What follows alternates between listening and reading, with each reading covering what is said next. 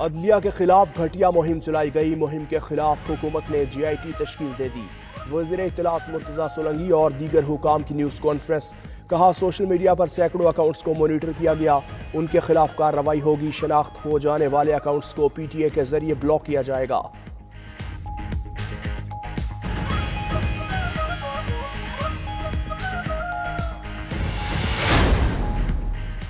NA83 اور NA85 میں انتخابات ملتوی کرنے کے نوٹیفیکیشن منسوخ. الیکشن کمیشن نے فیصلہ سنا دیا.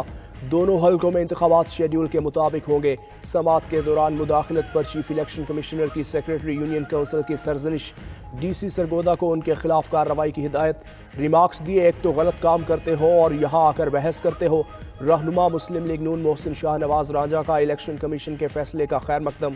کہا NA83 اور NA85 میں الیکشن کروانے پر الیکشن کمیشن کے مشکور ہیں. الیکشن کمیشن نے ملک بھر میں حلقہ وار تمام امیدواروں کی تفصیلات جاری کر دیں. آئندہ عام انتخابات میں صرف 16 دن باقی.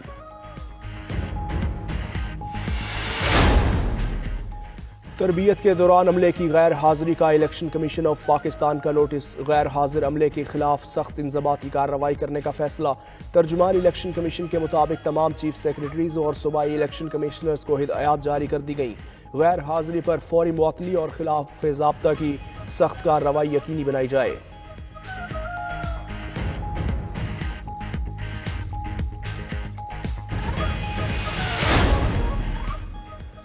عام انتخابات کی گہما گہمی. سیاسی میدان عروج پر.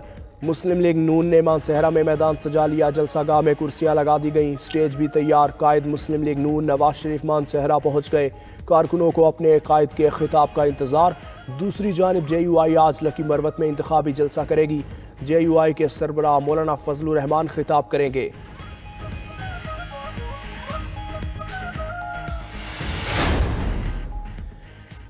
سیکیورٹی خدشات کے باعث وفاقی دارالحکومت میں متعدد یونیورسٹیز بند کر دی گئیں. ذرائع کے مطابق Quaid Azam university NDU year university بحریہ یونیورسٹی کو بھی سیکیورٹی خدشات کے تحت بند کر دیا. سیکیورٹی اداروں نے سرچ آپریشن کیا. حکام کے مطابق سیکیورٹی انتظامات کو مزید بہتر بنانے کے لیے کام کیا جا رہا ہے.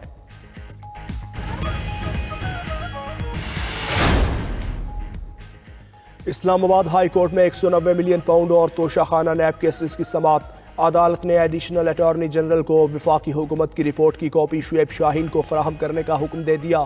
پروسیکیوٹر جنرل نیب نے عدالتی احکامات جیل ٹرائل نوٹیفیکیشن سے متعلق دستاویزات کی رپورٹ پیش کی. سماعت کل تک ملتوی.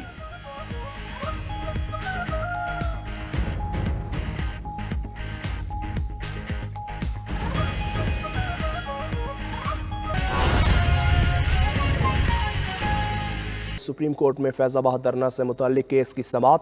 سپریم کورٹ نے فیض آباد دھرنا کمیشن سے 1 ماہ میں رپورٹ طلب کر لی ہے. الیکشن کمیشن نے فیض آباد دھرنا پر فیصلے پر عمل درآمد رپورٹ پیش کر دی ہے.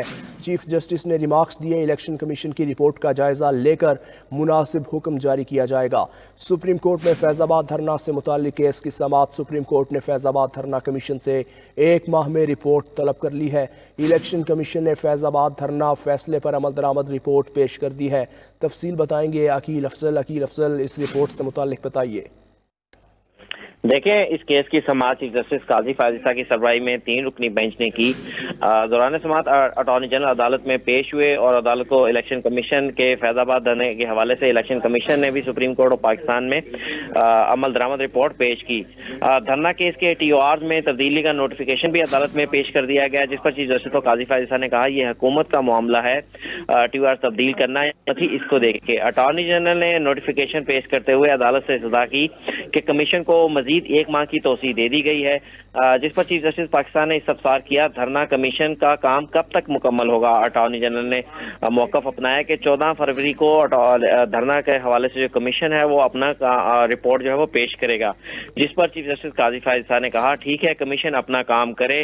اور جس کے بعد عدالت نے استفسار کیا کہ الیکشن کمیشن کی جانب سے جو رپورٹ جمع کروائی گئی ہے وہ کیا ہے. تو DG الیکشن لا نے عدالت کو بتایا کہ الیکشن کمیشن نے 11 والیومز پر مشتمل मुश्तमिल अमल दरामद रिपोर्ट सर्वे मोहर लिफाफे में जमा करवाई है। सुप्रीम कोर्ट की जो फैजाबाद धरने के अंदर जो डायरेक्शन थी उन पर अमल दरामद कर दिया गया है।